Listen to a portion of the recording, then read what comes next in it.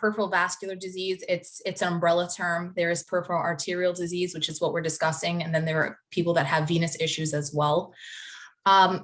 People with peripheral arterial disease have different symptoms. Some are less severe than others. So you usually start out having some discomfort while walking. That's considered claudication. So claudication can really start out pain when walking, 4 to 5 blocks. You're starting to get a little bit of discomfort in that calf, but stopping to rest really helps it. Then as time goes on, about 2 or 3 blocks, the pain is starting to present itself after that. Again, stopping and resting is what really helps determine that this is something that may be arterial. And then you have severe claudication, where people say to me, I can't make it a half a block. I have to stop 3 or 4 times within one stretch before I can get home. And it's, again, same thing. Stopping, resting is really what helps us determine that this is claudication. Then there is ischemic rest pain, where you're laying in bed at night. And as you elevate those legs, instead of gravity helping to bring that blood flow down to the feet and toes, it's now being lifted onto the bed.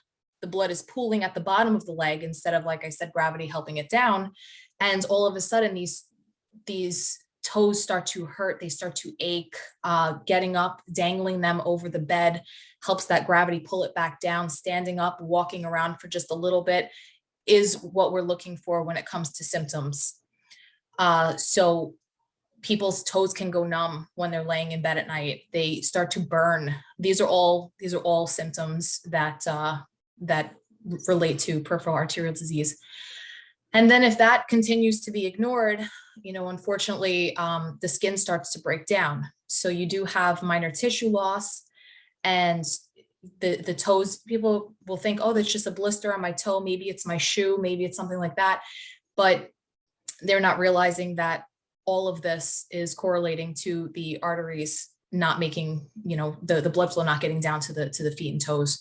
So the tissue starts to break down, and you keep cleaning it and keep putting your ointments on it, but it's not improving. And that's really important. You have to, see your PCP. That's one of the other issues with, one of the things that the PCP can help guide you when it comes to going to the direction of it being peripheral arterial disease. They have a certain type of look to it.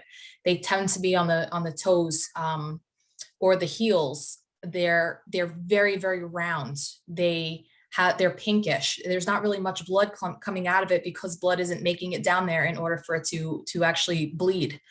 So they do have a particular characteristic to it.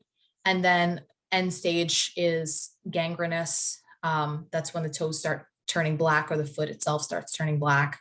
And it's very urgent that you get a procedure in that case to get that blood flow. Once you start getting wounds, ulcerations, even the rest pain is considered pretty urgent.